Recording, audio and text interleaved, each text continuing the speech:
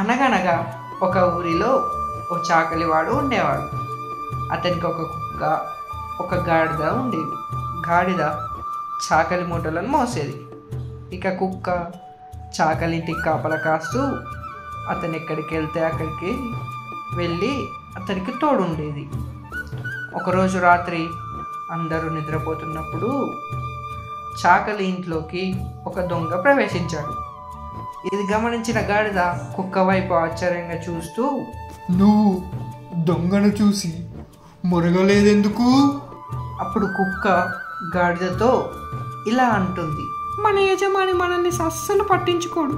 గత కొన్ని రోజులలో నాకు సరిగ్గా తిండి కూడా పెట్టలేదు, మరి నేనెందుకు పట్టించుకోవాలి అంటూ కుక్క ఏది పట్టనట్టు నిర్లక్ష్యంగా సమాధానం ఇచ్చింది. ఇది మనం మొరబెట్టుకునే సమయం కాదు, మన యజమానికి సహాయం చేయాలి అంటూ గాడిద గట్టిగా కూత పెట్టడం మొదలుపెట్టింది. దెబ్బకు ఇంట్లో వాళ్ళంతా లేచారు.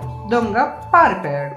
చాకలివాడు బయటకు వచ్చి చూస్తే ఎవరు కనిపించపోయేసరికి అనవసరంగా నిద్ర చెడిపోయిందన్న కోపంతో గాడిదను బాగా కొట్టాడు.